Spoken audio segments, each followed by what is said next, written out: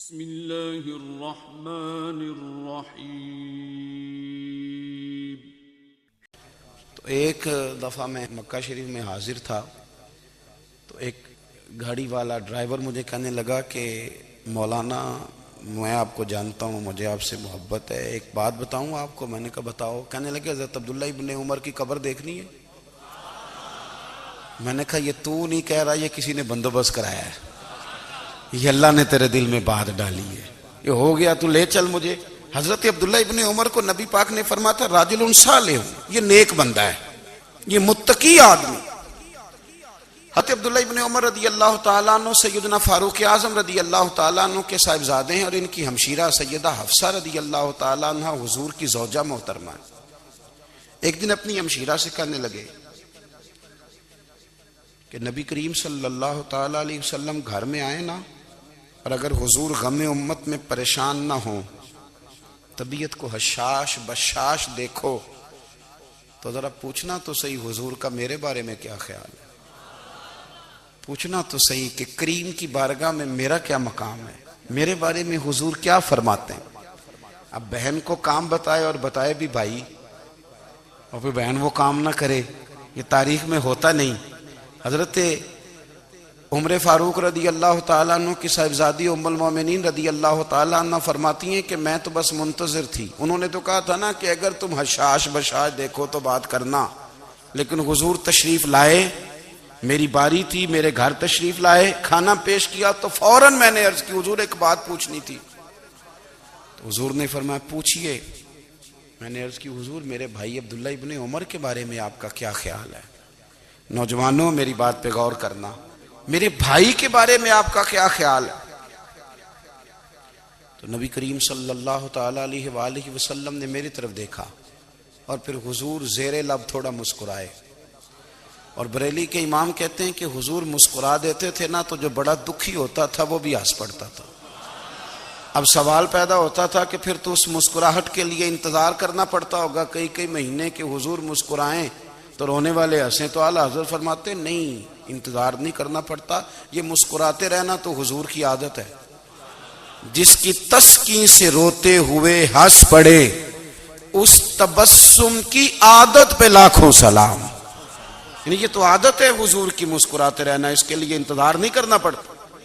بھائیو آپ خیال رکھیں گے، غور کریں گے، حضرت عبداللہ ابن عمر رضی اللہ تعالیٰ عنہ کے بارے میں پوچھا تو سیدہ فرماتی ہیں کہ نبی کریم صلی اللہ تعالیٰ علیہ وسلم نہ زیر لب مسکرائے اور فرمایا حفصہ تیرا بھائی ہے تو اچھا، لیکن میں نے سنا ہے کہ عشاء کی نماز پڑھتا ہے تو فجر تک سویا ہی رہتا ہے۔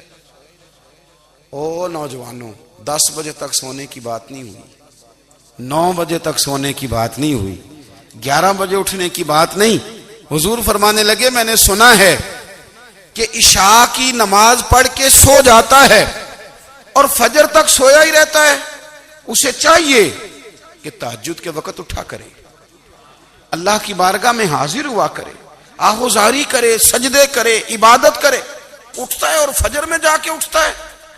حضرت جناب حفصہ رضی اللہ تعالیٰ عنہ کہتی ہے میں نے جناب عبداللہ ابن عمر کو پیغام دیا، اور میں نے کہا میرے جوان بھائی سن، نبی پاک نے فرمایا ہے تو اچھا، پر تہجد میں نہیں اٹھتا، نفل نہیں پڑھتا۔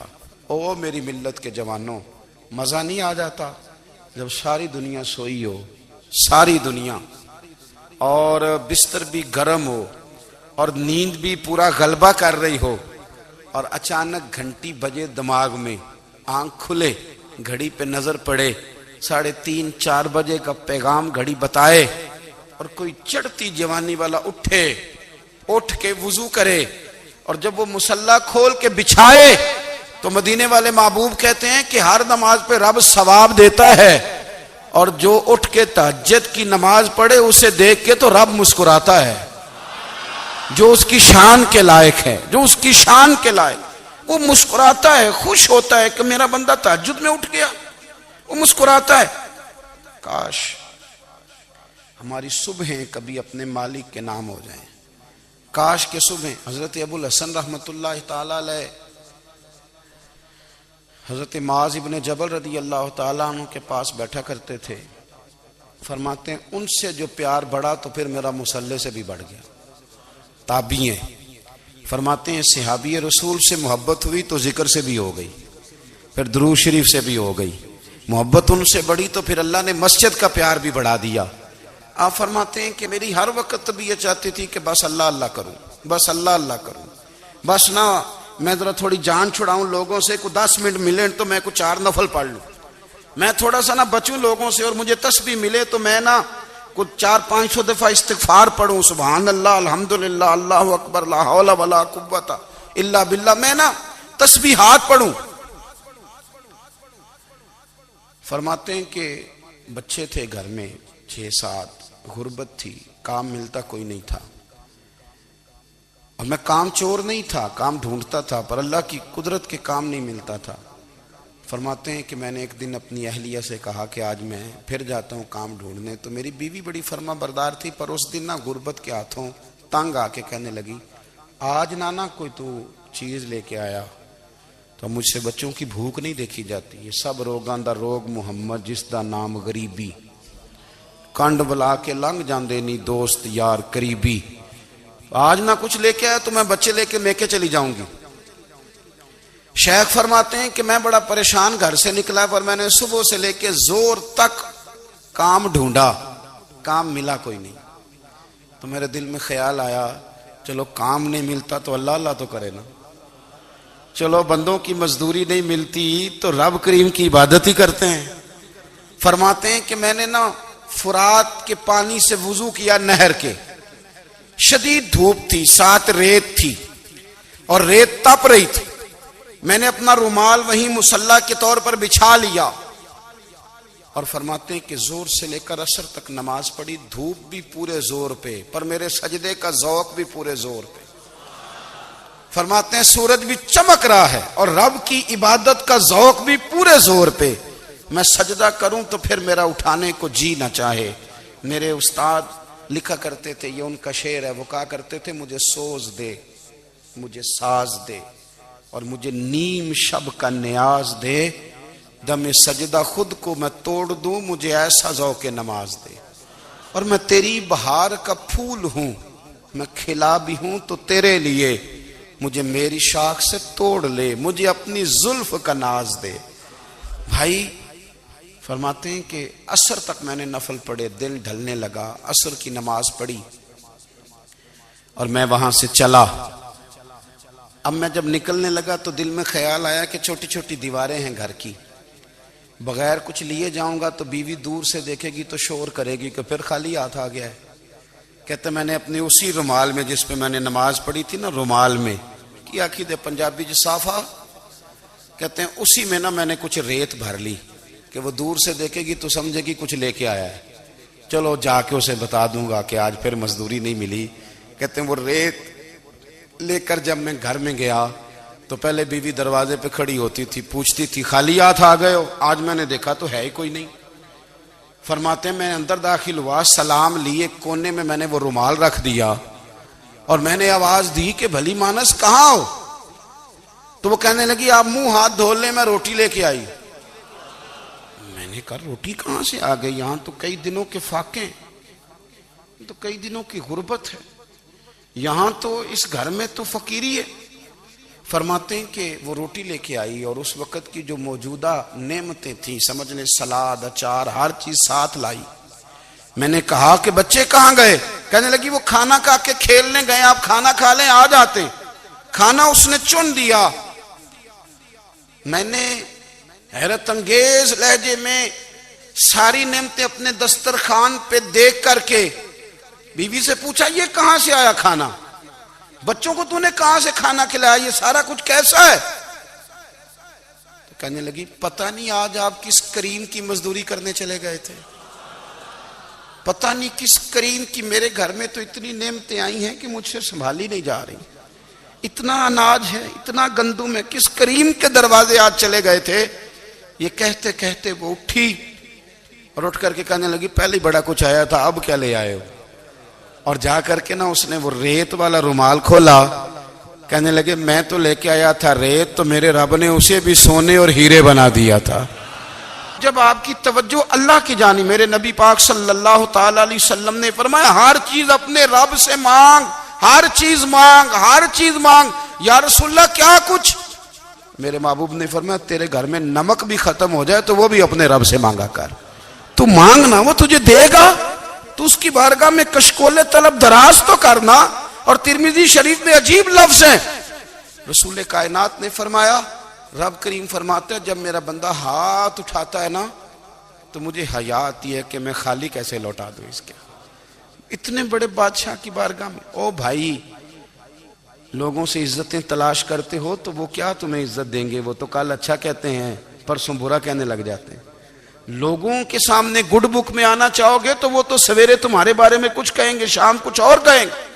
اپنی روحانی زندگی آباد کریں، اپنے مسلح کو وقت دیں، اور دنیا سے چھپ کر اس موبائل کو بند کر کے اور اپنے آپ سے بھی چھپ کے اور تنہا ہو کے چھپا کے سارا کچھ اپنے آنسو اپنے رب کی بارگاہ میں پیش کریں، اس کے حضور حاضری دیں۔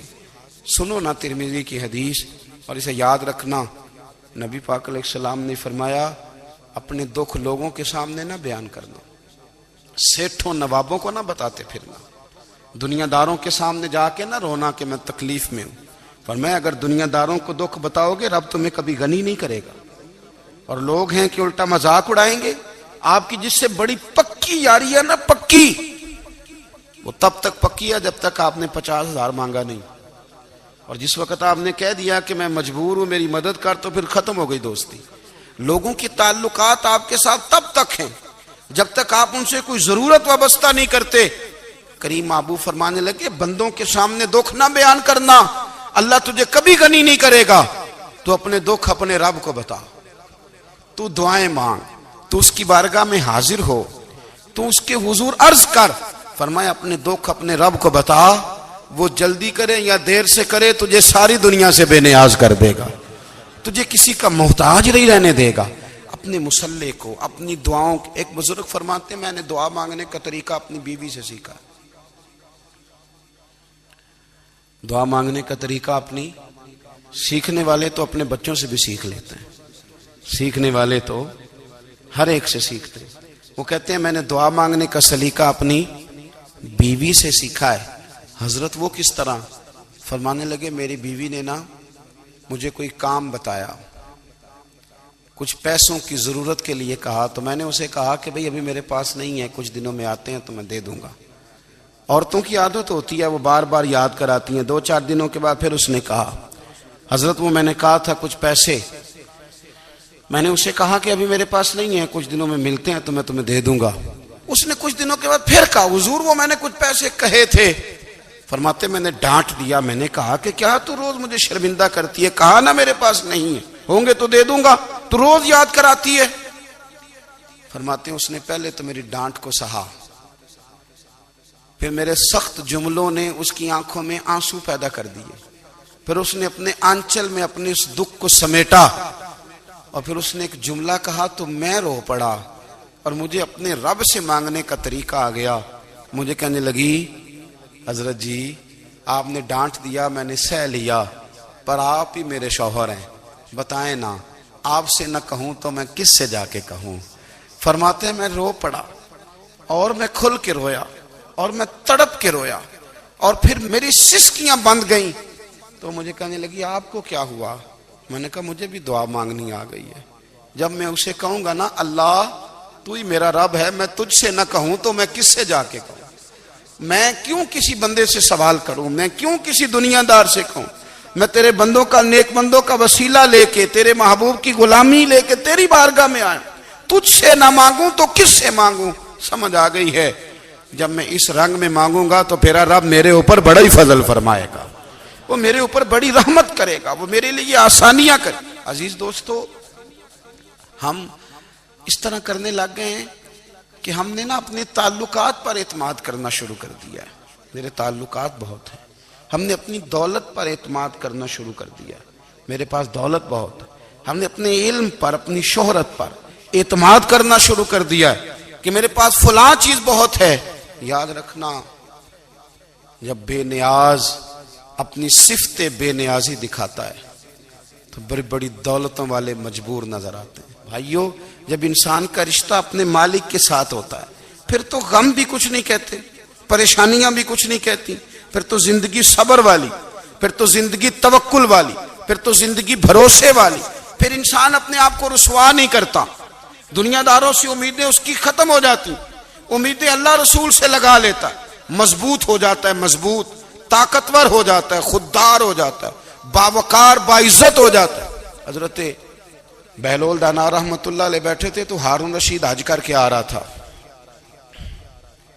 تو رستے میں حضرت شیخ سے ملاقات ہو گئی، تو السلام علیکم کے بعد کہنے لگا حضور کوئی حکم ہو تو بتائیے گا۔ تو حضرت بہلول دانا فرمانے لگے تیرا رب کون ہے؟ اس نے کہا اللہ۔ تو فرمایا میرا کون ہے؟ کہا اللہ۔ فرمانے لگے تو بڑا ہی بیوقوف ہے، کیا تو یہ سمجھتا ہے کہ رب ہارون رشید کو تو دے گا اور بہلول دانا کو بھول جائے گا؟ تیرا بھی وہی رب ہے، میرا بھی وہی رب ہے، اس نے اگر تجھے دے کے آزمایا ہے تو ہو سکتا ہے مجھے نہ دے کے آزما رہا ہو، جب اس کی حکمت کے تقاضے ہوں گے تو عطا کرے گا اور دے گا، تو جا اپنا کام کر۔ بھائی اپنی روحانی زندگی، اپنی عبادات، اپنے وظائف، اپنے روزمرہ کے معاملات، اپنی دعائیں، اپنا استغفار، دیکھو کوئی مشکل کام تو نہیں، 2 رکوع ہیں سورہ واقعہ کہ اگر رات کو پڑھ لی جائے تو۔ میں کس طرح یہ بات بیان کروں کہ تعویذ بانٹنا آسان ہے اور وظیفہ بتانا مشکل ہے۔ سارا دن تعویذ بانٹیں تو لوگ لینے کو تیار ہیں، اور اگر آپ وظیفہ بتائیں تو کہتے ہیں تو مشکل کام ہے۔ او خدا کے بندے، اگر آپ کا تعلق قرآن پاک کے ساتھ مضبوط ہو، قرآن پاک کے ساتھ اگر آپ کا رشتہ ہو، لوگ سفارشیں ڈھونڈتے ہیں نا دنیا میں، کوئی تعلق مل جائے تو میرا کام ہو جائے، دنیا میں اتنا مشکل معاملہ ہے، آخرت میں مجھے بتائیے گا کتنا مشکل معاملہ ہوگا۔ میرے نبی پاک صلی اللہ تعالی علیہ وسلم نے فرمایا جو لوگ سورہ ملک پڑھا کرتے تھے نا، سورہ ملک، یہ سورت ملک قیامت میں ان کی سفارش کرے گی، اور اس طرح کرے گی کہ کہے گی اے اللہ یہاں اس بندے کو جنت میں داخل کر دے یا مجھے قرآن پاک سے علیحدہ کر دے، تو رب فرمائے گا جا اس کا دامن تھام کے اسے جنت تک پہنچایا۔ آپ بات کو سمجھیں، جب آپ کے تعلقات اپنے معاملات کے ساتھ مضبوط ہوں گے، یہ نبی کریم نے وعدہ کیا ہے کہ تو سورت واقعہ پڑھ تیرے گھر میں فاقہ نہیں آئے گا۔ حضرت عبداللہ ابن مسعود رضی اللہ تعالیٰ عنہ بیمار تھے تو حضرت عثمان غنی رضی اللہ تعالیٰ عنہ تیمارداری کے لیے تشریف لے گئے اور جا کر کے کہا کہ آپ بڑے بیمار ہیں، آپ کی بیٹیاں زیادہ ہیں، میں چاہتا ہوں کہ خزانے میں سے کچھ مدد کروں۔ تو سیدنا عبداللہ ابن مسعود رضی اللہ تعالیٰ عنہ اٹھ کے بیٹھ گئے اور کہنے لگے امیر المومنین، اللہ آپ کو میری طرف سے، میری بیٹیوں کی طرف سے بہتر صلہ دے، میری بیٹیوں کو کسی خزانے کی ضرورت نہیں، میں نے انہیں خزانہ دے دیا ہے۔ کہا جناب آپ نے کون سا خزانہ دیا ہے، میں آپ کے مالی معاملات کو جانتا ہوں۔ تو فرمانے لگے امیر المومنین، میرے نبی کریم نے فرمایا ہے جو سورت واقعہ پڑھے اسے کبھی فاقہ نہیں آتا، میں نے بیٹیوں کو یاد کرا دی ہے، یہ خزانہ میں نے انہیں دے دیا ہے۔ وہ سارے والدین سنیں جو بیٹیوں کے لیے پریشان رہتے ہیں۔ حضرت عبداللہ ابن مسعود نصیحت کر رہے ہیں، فرمانے لگے میں نے سورت واقعہ یاد بھی کرا دی ہے، پڑھنے کی عادت بھی ڈال دی ہے۔ حضور نے فرمایا ہے جو سورت واقعہ پڑھے اسے فاقہ نہیں آتا۔ کہنے لگے چاند تو اپنی جگہ چھوڑ سکتا ہے، سورج گر سکتا ہے، تارے ٹوٹ سکتے ہیں، پر مدینے والے رسول کی بات غلط نہیں ہو سکتی۔ حضور نے فرمایا فاقہ نہیں آئے گا تو انشاءاللہ کبھی بھی نہیں آئے گا۔ کرنے کا کام یہ ہے کہ ہم اپنے معاملات، اپنی عبادات، اپنی دعائیں، کبھی 10 منٹ عادت ہو جائے نا دعا مانگنے کی علیحدہ سے رات کو۔ حضور نے فرمایا جو فرض نماز کے بعد دعا مانگے اللہ اس کی قبول کر لیتا ہے۔ نبی پاک صلی اللہ تعالی علیہ وسلم نے فرمایا اللہ مسافر کی دعا قبول فرماتا ہے۔ حضور نے فرمایا اللہ مظلوم کی دعا قبول فرماتا ہے۔ حضور نے فرمایا بیمار سے دعا کراؤ اللہ اس کی دعا قبول فرماتا ہے۔ میرے نبی پاک نے فرمایا ماں باپ جب بھی اولاد کے لیے ہاتھ اٹھائیں، ویسے تے بلے شاہ تو آسمانی اڈدیاں ہی پھڑ دیں، جڑا گھر بیٹھا انہوں بڑھیا ہی نہیں۔ حضور فرمانے لگے ماں باپ جب بھی اولاد کے لیے دعا فرمائیں اللہ ان کی دعا کو قبول کرتا ہے۔ آپ اپنا تعلق بنائیں، دعا کے ساتھ، عبادت کے ساتھ، مصلی کے ساتھ رشتہ بنائیں، استغفار پڑھیں۔ صلاح الدین ایوبی صلیبی جنگوں میں تھے، رات کو مسجد اقصی میں نماز پڑھی تو پریشان تھے. ایک بزرگ سے ملاقات ہوئی تو وہ کہنے لگے کہ آپ بڑے پریشان ہیں. کہنے لگے حضور پریشان اس لیے ہوں کہ پہلے ہی مسلمان کمزور ہے. اب میں نے سنا ہے دشمن کا ایک بحری بیڑا وہ جنگی سامان سے بھرا ہوا آ رہا ہے, تو اب ان کے پاس اور تلواریں اور نیزے آ جائیں گے, مسلمانوں کے پاس پہلے ہی وسائل کی کمی ہے, پریشان ہوں کس طرح کر کے مقابلہ کریں گے. یہ بات کہتے ہی صلاح الدین ایوبی نے بزرگوں سے کہا حضور آپ بھی دعا کرنا, دعا کی بڑی طاقت ہے. میرے نبی پاک نے فرمایا دعا مومن کا ہتھیار ہے, دعا مومن کا, دعا مومن کا. حضور نے فرمایا تقدیر کو سوائے دعا کے کوئی چیز نہیں بدل سکتی. دعا مومن کا ہتھیار ہے, یہ کافر کے پاس کوئی نہیں, یہ ہتھیار ہے مومن کا. اللہ کرے آپ کو سمجھ آئے. پھر سنیں, کئی بار کہہ چکا ہوں یہ ہتھیار ہے. کافر کے مقابلے میں جو تیرے پاس سب سے بڑا ہتھیار ہے وہ دعا ہے. دعائیں کرانی چھوڑ دی, کرنی چھوڑ دی, لینی چھوڑ دی. حضرت سیدنا انس بن مالک رضی اللہ تعالیٰ عنہ فرمایا کرتے تھے میں نے وہ رنگ دیکھا ہے جب حضور دعا مانگتے تھے اور حضور کی مقدس آنکھوں میں آنسو بھی ساتھ ہی بہا کرتے تھے. میں نے وہ انداز دیکھا ہے. تو صلاح الدین ایوبی بزرگ سے کہنے لگے آپ بھی دعا کیجیے, اور خود رونے لگے اور سر سجدے میں رکھ کے رونے لگے, اور عشاء سے لے کر فجر تک روئے, خوب روئے. صبح وہ بزرگ آئے تو صلاح الدین ایوبی کا خوبصورت اور ہنستا ہوا چہرہ دیکھا. کہنے لگے آپ بڑے خوش ہیں, رات تو میں نے بڑے روتے ہوئے دیکھا تھا. تو کہنے لگے حضور وہ جو بحری بیڑا آ رہا تھا نا وہ پانی میں ڈوب گیا ہے, اب وہ نہیں آ رہا, ابھی خبر آئی ہے تو میں بڑا خوش ہوں. بزرگ کہنے لگے اٹھ سینے سے لگ اور سن ایک بات, وہ بحری بیڑا پانی میں نہیں ڈوبا, وہ تیرے آنسوؤں میں ڈوب گیا ہے. وہ جو تو رات رویا ہے نا رب کریم کی بارگاہ میں تو وہ ڈوب گیا ہے. بھائی اپنا مصلی کا, عبادت کا, وظائف کا, اللہ اللہ کا سلسلہ اس کو مضبوط کرے, اپنی دعاؤں کے تعلق کو مضبوط کرے. دعائیں بڑے انقلاب برپا کر دیتی ہیں. ہم تھوڑے تھوڑے نا جب سے خشک ہوئے ہیں نا, خشک, اور میری تو جماعت ہی صوفیاء کی جماعت تھی. ہم تو داتا علی اجمیری کی جماعت سے, ہم تو خواجہ اجمیری کی جماعت سے, ہم تو شیخ احمد فاروق سرہندی کی جماعت سے, ہم تو صوفیاء کی جماعت. ہماری جماعت نے بھی وہ تعلق جو ہمارے بزرگوں نے بنایا تھا. بزرگ اللہ کے قریب کیسے جاتا ہے؟ تو ہمارے یہاں نا بہت سارے لوگ کہتے ہیں جی نظر ہو گئی تو کام ہو گیا. بھائی جو بخاری مسلم میں طریقہ ہے نا اللہ کا قرب پانے کا وہ تو نفل ہے. نبی کریم علیہ الصلوۃ والسلام نے فرمایا بندہ نفلوں کے ذریعے رب کے قریب جاتا ہے, اور اتنا قریب جاتا ہے کہ پھر اللہ اس کی زبان بن جاتا ہے, اللہ اس کی آنکھیں بن جاتا ہے, کان بن جاتا ہے, ہاتھ اور پیر بن جاتا ہے. تو یہ تو عبادت ہے, یہ تو اللہ کی بارگاہ کی حاضری ہے جو آپ کو اللہ کے قریب کرے گی. تو اپنے نماز کو اہمیت دے کے ادا کریں, نمازیں موبائل بند کر کے ادا کریں. لیکن نا کچھ لوگ کہتے ہیں مجھے ٹائم نہیں ملتا نماز کا, تو میں کہتا ہوں یہ آپ نے بڑی جرت کی بات کی ہے. مجھے کو میرا پیر بھائی کہہ دینا میرے پاس ٹائم نہیں آپ کو ملنے کا, تو میں کہتا ہوں آج کے بعد آنا ہی نہ.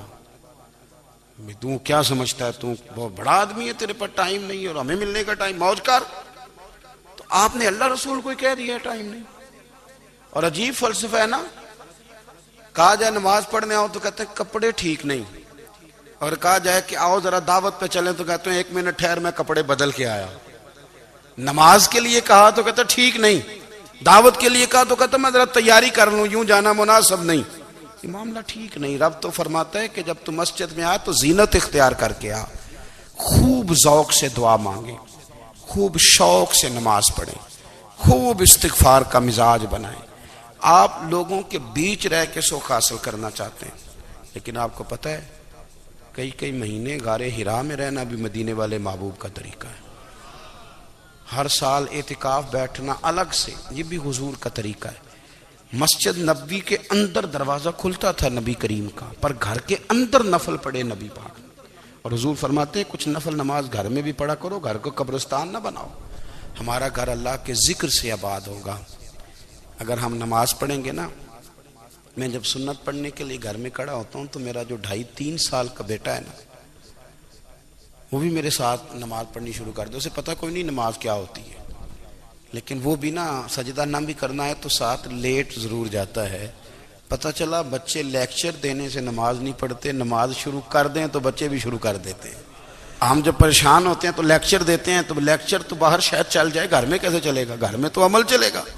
تو میرے عزیز، آج کے اس روحانی اجتماع میں ہمارے دوستوں نے جو محنت کی، ہم نے بار بار اپنی نیت سے پوچھا، خدا ہمیں معاف کرے اگر کوئی ذاتی شہرت ہے، کوئی ہمارے ذاتی مفادات ہیں، رب ہمیں ہدایت دے۔